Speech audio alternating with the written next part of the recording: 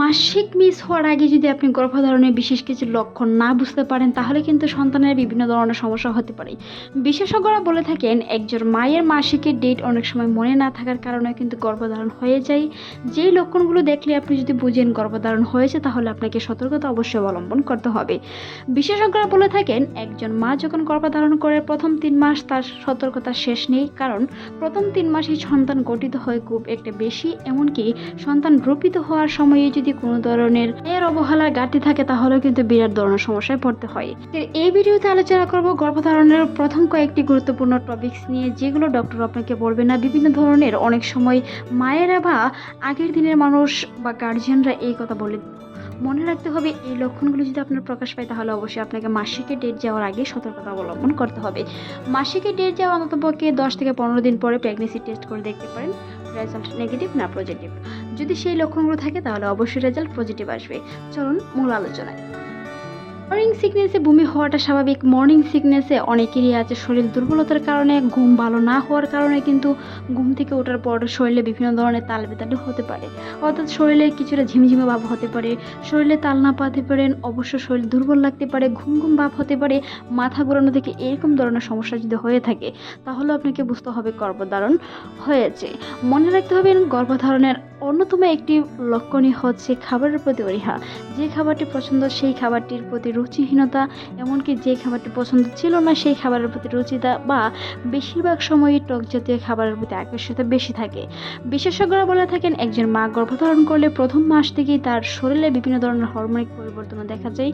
তার মধ্যে একটি পরিবর্তন হচ্ছে সাদা স্রাবের সাথে সাথে আপনার খয়েরি রঙের স্রাব যাওয়া, কিছুটা ভারী বা স্তনের পরিবর্তন হওয়া, স্তন কিছুটা ব্যথা অনুভূত হওয়া, তলপেটের কোনায়, অর্থাৎ যদি আপনি শরীরে যে কোনো জায়গায় বারবার একই জায়গায় ব্যথা অনুভব করেন, বিশেষ মাসিক ডেটের 5 দিন আগে তলপেটের হতে পারে বাম পাশে বা ডান পাশে। অনেকের ক্ষেত্রে সন্তান বাম পাশে রূপিত হয়, অনেকের ক্ষেত্রে ডান পাশে রূপিত হয়। সেই ক্ষেত্রে পেটের যে কোনো কোনায় যদি একটু হালকা পরিমাণে ব্যথা অনুভূত হয়ে থাকে তাহলেও আপনাকে বুঝতে হবে গর্ভধারণ হয়েছে। বেশিরভাগ সময়ে মায়ের তলপেটের কিছুটা অংশ ভারী লাগতে পারে, তলপেট নিচ দিকে নামার মতো কিছুটা অনুভূতি হতে পারে। প্রথম দিক দিয়ে তলপেটের কোনায় একটু ব্যথা অনুভূত হতে পারে। মাসিকের ব্যথাটা অনেক সময় কোমরের পিছন দিকে হয়, কিন্তু যদি আপনার গর্ভধারণ হয় সেই ক্ষেত্রে কিন্তু ব্যথাটা মায়ের তলপেটের একটি কোণায় ব্যথা অনুভূত হতে পারে।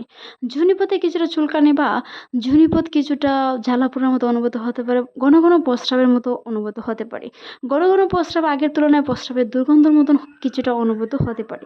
মনে রাখতে হবে ঘন ঘন প্রস্রাবের সাথে সাথে যদি প্রস্রাবে জ্বালাপোড়া থাকে বা হালকা কিছু গন্ধ অনুভূত হয় তাহলেও আপনাকে বুঝতে হবে গর্ভধারণ হয়েছে। অনেকেই আছে ঝিমঝিম মাথা ব্যথা করে, তবে বেশিরভাগ সময়ে মর্নিংয়ে মাথা ব্যথা করা, মর্নিংয়ে বমি ভাব হওয়া কিন্তু বমি হয় না, এরকম ধরনের অনুভূতি যদি প্রকাশ পায় তাহলে আপনাকে বুঝতে হবে গর্ভধারণ হয়েছে। একজন মা কিন্তু যদি আপনি প্রতিনিয়ত সাদা পিল খেয়ে থাকেন আর এই লক্ষণগুলো প্রকাশ পায় তাহলে আপনাকে বুঝতে হবে গর্ভধারণ হয়েছে। আর যারা সন্তান নিতে চান সেই ক্ষেত্রে অবশ্যই সন্তান নিতে চাইলে এই সতর্কতাগুলো অবলম্বন করতে হবে, যেন কোনো ধরনের অ্যান্টিবায়োটিক ওষুধ বা বিভিন্ন ধরনের ফার্মেসিক ওষুধ খেয়ে সন্তান প্রতিবন্ধী প্রিমেচিওর শিশু পর্যন্ত হতে পারে। তাই এই বিষয়গুলো অবশ্যই মায়ের জেনে রাখা খুব গুরুত্বপূর্ণ। বিভিন্ন ধরনের ওষুধ খাওয়ার কালীন সন্তান প্রতিবন্ধী হয়, অনেক সময় সন্তান প্রিমেচিওর সময়ের আগেই জন্মগ্রহণ করে মায়ের এই অসতর্কতার কারণে। মনে রাখতে হবে অবহেলা নয়, সেই বিষয়গুলো খেয়াল রাখতে হবে। যদি সাদা স্রাবের পাশাপাশি খয়েরি রঙের স্রাব যায় তাহলে আপনাকে হিমোগ্লোবিন বা রক্ত পরীক্ষা করে দেখতে হবে গর্ভধারণ হয়েছে কিনা। অনেকেরই আছে মাসিকের 1 সপ্তাহ পরে টেস্ট করেন সেই রেজাল্টটি নেগেটিভ আসে, তারপর আবার অন্য সপ্তাহে আবার টেস্ট করে দেখতে হবে রেজাল্টটি নেগেটিভ না পজিটিভ। যে রেজাল্টটি পজিটিভ আসে সেই ক্ষেত্রে আপনাকে নিয়মিত ডক্টরের অধীনে থাকতে হবে, কারণ বিভিন্ন ধরনের সমস্যার অধীনে অবশ্যই ডক্টর দেখাতে হবে। একজন গাইনোকোলজিস্ট বিশেষজ্ঞের পরামর্শ থাকা উচিত। কোনো ধরনের প্রেসক্রিপশন ছাড়া ওষুধ খেতে যাবেন না, সেই বিষয়গুলো অবশ্যই খেয়াল রাখতে হবে। গর্ভধারণের আরেকটি লক্ষণ হচ্ছে পা ঝিমঝিম করা, হাত পা কিছুটা ঝিমঝিম করার সাথে সাথে মাথা ঘোরানো, বমি ভাব, পা কিছু চাবানোর মতো অনুভূত হওয়া, ক্যালসিয়ামের অভাবের মতো কিছুটা অনুভূতি হওয়া, পা দুটো বা অল্প কাছে হাঁপিয়ে পড়া, সেই লক্ষণগুলো প্রকাশ পেলে অবশ্যই চিকিৎসকের পরামর্শ নিয়ে দেখতে হবে গর্ভধারণ হয়েছে কিনা। যে আছে নিয়মিত সাদা বড়িটি খাওয়ার কারণে বুঝতে পারে না গর্ভধারণ হয়েছে। অনেক সময় সাদা বড়ি খেতে ভুলে গেলেও কিন্তু গর্ভধারণ হতে পারে। লাল বড়ি খাওয়াকালীন সহবাস করলেও কিন্তু গর্ভধারণ হতে পারে। তাই সেই লক্ষণগুলো প্রকাশ পেলে অবশ্যই বড়ি খাওয়া বন্ধ করে মাসিক পর্যন্ত অপেক্ষা করে দেখতে পারেন গর্ভধারণ হয়েছে কিনা। এরকম অসংখ্য ভিডিও আমাদের চ্যানেলে আছে, চাইলে ভিজিট করে আসতে পারেন। তাছাড়া তাছাড়াও আপনার যে কোনো সমস্যা আমাদেরকে কমেন্ট করে জানাতে পারেন।